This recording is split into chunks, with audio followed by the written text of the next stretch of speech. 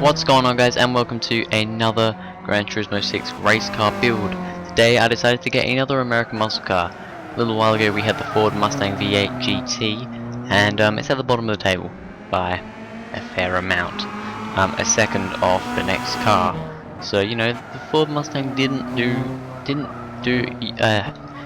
America justice. That's what I was trying to say. English is apparently not a thing right now. But yeah, today I decided to get the Chevrolet Corvette Stingray. This is the convertible one.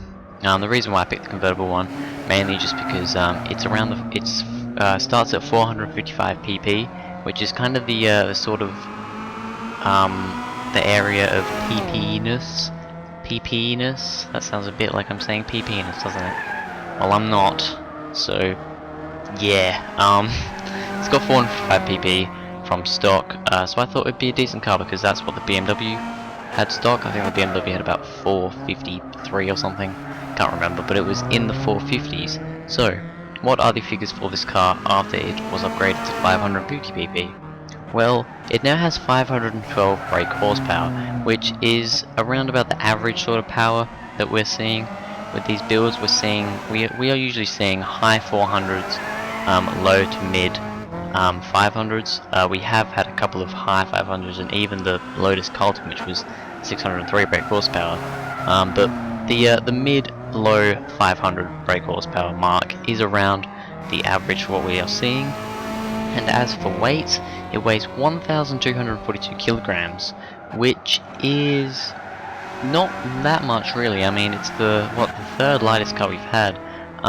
First, the Subaru and the Under 2000 that we had were both in the 1100s. This is in the 1200s. Every other car's been in the 1300s.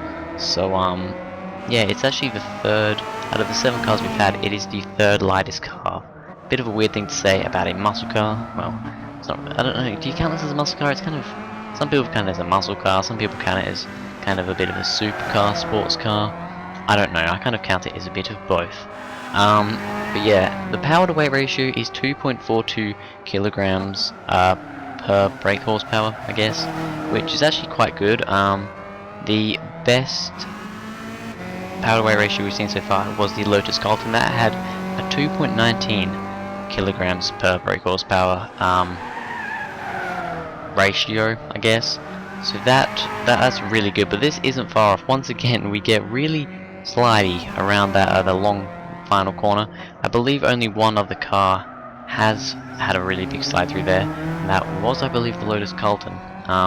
So these more classic cars seem to slide around a little bit more, but it wasn't bad. It was still pretty fast, and it's quite controllable. This car, it's very nice to drive. Something I wasn't really expecting, because it's quite light and it has a decent amount of power.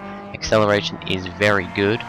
Top speed is pretty decent, actually. I mean, the Lotus Carlton, once again, Lotus Carlton seems to be mentioned a lot in this. The Lotus Carlton seemed to have a lot of good figures. It didn't end up doing great. I think it's like 4th or 5th on the table at the moment. I can't remember. Somewhere around there. But yeah, that did 138 miles per hour, which is the fastest the car has ever gone down the straight on this track.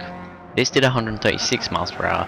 So it is the second fastest car. I think behind that is the Mustang with 134 and the BMW with 133. Once again, this is not front wheel drive. It is not front wheel drive. Never seen a front wheel drive Corvette in my life. I hope I never do. It's rear wheel drive, front engine rear wheel drive. That's what I was supposed to say. And yeah, it is very nice. It does step out like around that final corner. It will step out if you try and push it a little bit too hard, but if you are careful, if you put the power down at the right time, it is perfectly fine. Like a lot of cars, braking, you know, some of these are quite fast braking zones, these cars don't have the. Well, actually, this car does have pretty decent brakes, but you may see into like the first corner and a few of the other corners, there is a bit of tire smoke into them corners, braking into them, but it isn't too bad. Anyway, now we are on to the leaderboard, and the Chevrolet Corvette goes quickest. The BMW has finally been beaten. It's been at the top for like God knows how long now. I think there's been like 3 or 4 cars, but it's finally been beaten. The Corvette did a 54.9 0.761. That is a pretty respectable time. 0.2 of a second faster than the BMW, so I'm happy with that. A lot of the cars seem to be 0.2 of a second. I mean, there's 0.2 difference between BMW and the Chevy. There's 0.2 between the BMW and the Honda. There's 0.2 between the Honda and the Maserati. There's 0.2 between the Lotus and the Maserati. It's very 0.2y at the moment. But yeah, that is it, guys. So thank you guys very much for watching. If you enjoyed, please go ahead, like and subscribe. Comment what other cars you want to see me do a race car build on in Gran Turismo 6. And I will see you guys in the next video. Peace.